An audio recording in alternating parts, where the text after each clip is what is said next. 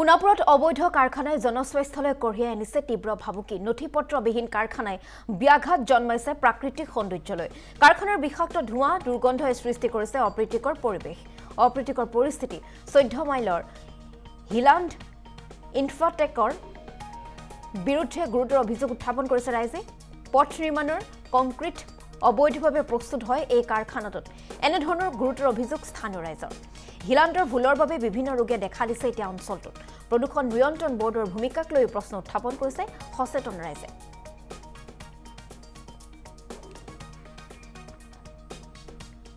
নাছিলো কালি আহিছিলে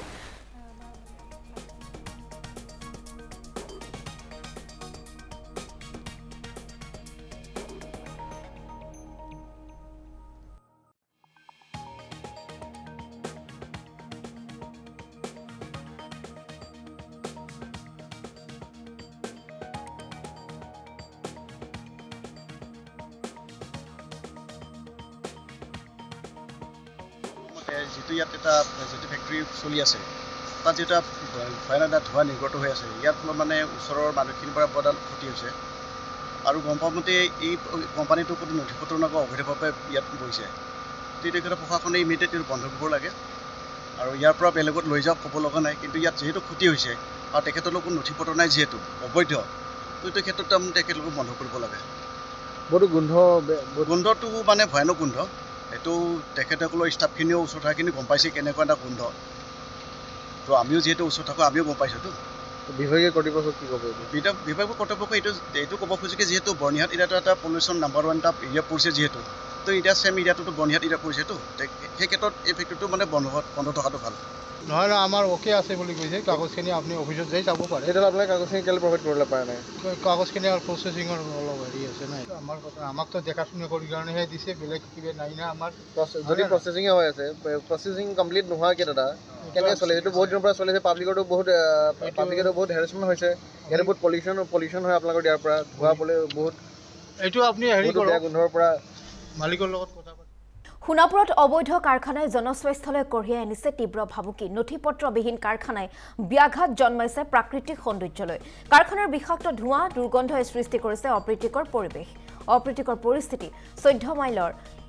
হিলাণ্ড ইনফ্ৰাটেকৰ বিৰুদ্ধে গুৰুতৰ অভিযোগ উত্থাপন কৰিছে ৰাইজে পথ নিৰ্মাণৰ কংক্ৰিট অবৈধভাৱে প্ৰস্তুত হয় এই কাৰখানাটোত এনে ধৰণৰ গুৰুতৰ অভিযোগ স্থানীয় ৰাইজৰ হিলাণ্ডৰ ভুলৰ বাবে বিভিন্ন ৰোগে দেখা দিছে এতিয়া অঞ্চলটোত প্ৰদূষণ নিয়ন্ত্ৰণ বৰ্ডৰ ভূমিকাক লৈ প্ৰশ্ন উত্থাপন কৰিছে সচেতন ৰাইজে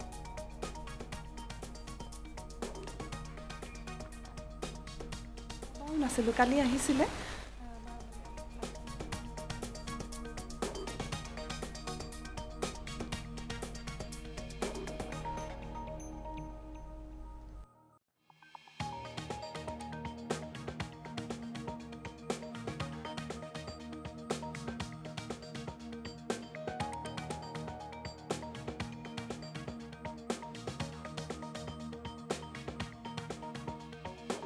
যেটো ইয়াত এটা যেটো ফ্যাক্টৰি চলি আছে তাত যেটা ভয়ানক ধোঁৱা নিৰ্গত হৈ আছে ইয়াৰ ফলত মানে ওচৰৰ মানুহখিনিৰ পৰা বদাল ক্ষতি হৈছে আৰু গম পোৱা মতে এই কোম্পানীটোৰ কোনো নথিপত্ৰ নগৰ অবৈধভাৱে ইয়াত বহিছে তেতিয়াৰ প্ৰশাসনে ইমিডিয়েটলি বন্ধ কৰিব লাগে আৰু ইয়াৰ পৰা বেলেগত লৈ যাওক ক'ব লগা নাই কিন্তু ইয়াত যেহেতু ক্ষতি হৈছে আৰু তেখেতলোকৰ কোনো নথিপত্ৰ নাই যেহেতু অবৈধ তো এইটো ক্ষেত্ৰত তেখেতলোকক বন্ধ কৰিব লাগে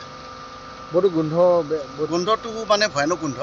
এইটো তেখেতসকলৰ ষ্টাফখিনিও ওচৰত থকাখিনি গম পাইছে কেনেকুৱা এটা গোন্ধ তো আমিও যেহেতু ওচৰত থাকোঁ আমিও গম পাইছোঁতো বিভাগীয় কৰ্তৃপক্ষ কি ক'ব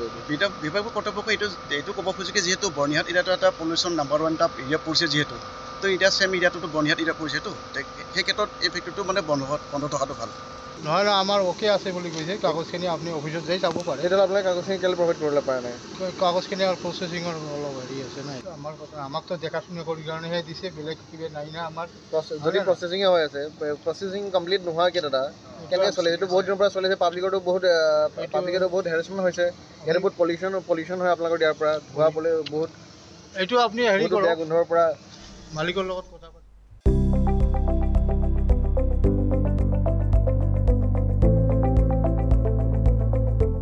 NB News, সহজ সৰল ভাষাত নৱভাৰতৰ কথা।